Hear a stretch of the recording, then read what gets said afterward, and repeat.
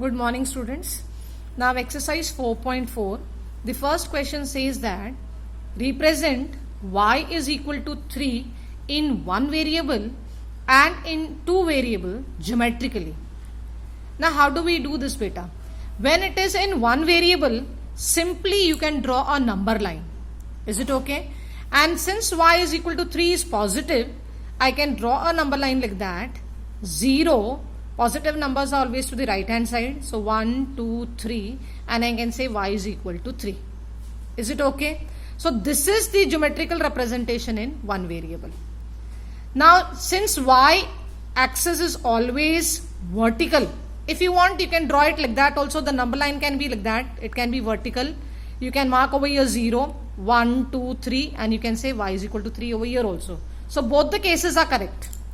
The only thing is it should be on the number line because it is in one variable. Is it okay?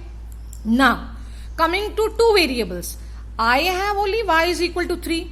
How do I represent this equation in two variables? That means I require another one variable. Yes? Now what can I say over here is if y is equal to 3, that means x is equal to 0 क्योंकि मेरे पास x है ही नहीं और मुझे दो variable भी बताने हैं. तो इक्वेशन को दो वेरिएबल में बताने के लिए मेरे पास y के अलावा दूसरा एक वेरिएबल आना चाहिए, लेकिन सिर्फ y इक्वल टू 3 है. That means x is equal to 0. तो जब लिखेंगे तो दो वेरिएबल में कैसे रिप्रेजेंट करेंगे?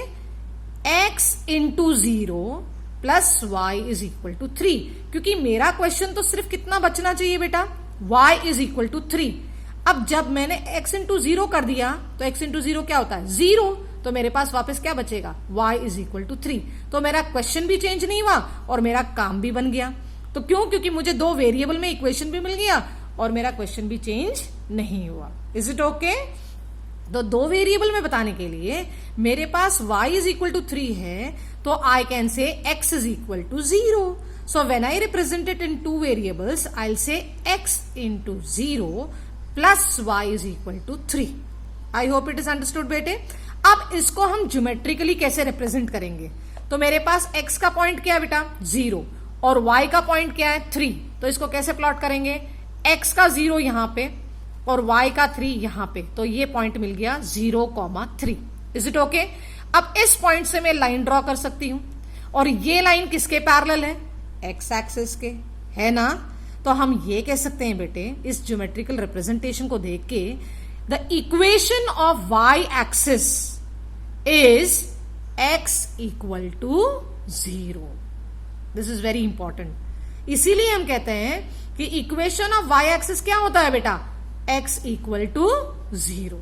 I hope it is understood. दूसरा क्वेश्चन देखते हैं बेटे. दूसरे क्वेश्चन में दिया है कि 2x plus 9 is equal to 0 है. तो पहले मैं x की वैल्यू निकाल लेती हूं. तो 9 को RHS में ट्रांसपोज किया तो -9 हो गया बेटा. तो x इक्वल टू 2 को नीचे ट्रांसपोज कर दिया -9/2. -9/2 क्या होता है बेटा? -4.5. Is it okay? अब x इक्वल टू -4.5 है. वन वेरिएबल पे बताना है तो वन वेरिएबल आपको पता ही है, नंबर लाइन पे बताना है ना? अब नंबर लाइन पे ये क्या है? नेगेटिव है. नेगेटिव नंबर्स किस तरफ आते हैं? लेफ्ट हैंड साइड के, 0 के. तो 0, -1, -2, -3, -4, -5 दोनों के बीच में क्या आएगा? -4.5. तो मैं यहां पे ऐसे डॉट करके सर्कल करके लिखूंगी x इक्वल टू -4.5. तो ये मेरा रिप्रेजेंटेशन हो गया वन वेरिएबल में. ठीक है बेटे. अब इसी क्वेश्चन को जैसे हमने पहले में किया था दो वेरिएबल में बताना है. तो यहां मेरे पास x है, क्या नहीं है बेटे? y. तो मैं क्या लिखूंगी? अगर x -4.5 है मतलब y क्या होगा? 0. तो जब मैं लिखूंगी x plus y into 0 is equal to -4.5. तो ये मेरा इक्वेशन हो गया दो वेरिएबल में. Is it understood? x भी है y भी है और इक्वेशन बन गया x plus y into 0 is equal to -4.5. Is it okay बेटे? अब इसको ज्योमेट्रिकली कैसे रिप्रेजेंट करेंगे? तो x की वैल्यू तो -4.5 है और y की वैल्यू क्या है बेटा? 0. तो प्लॉट करते हैं. x की वैल्यू -4.5 और y की वैल्यू 0. तो इधर ही रह जाएगा. इस पॉइंट से मैं जब लाइन ड्रॉ करती हूं तो ये लाइन किसके पैरेलल होती है? y एक्सिस के, है ना? तो I can say the equation of x axis, क्योंकि मेरे पास एक्स की वैल्यू दे रखी है, so the equation of x axis is what बेटे, it is y equal to 0. So ये दोनों चीजें वेरी इंपॉर्टेंट है, ऑब्जेक्टिव टाइप में आता है बेटे कि what is the equation of y axis. तो y एक्सिस की इक्वेशन क्या होती है, x equal to 0, and what is the equation of x axis, it is y equal to 0, and we have understood why it is by seeing the geometrical representation. I hope it is understood बेटे. कोई भी दिक्कत हो, कोई problem हो, आप मुझसे बार बार पूछ सकते हैं.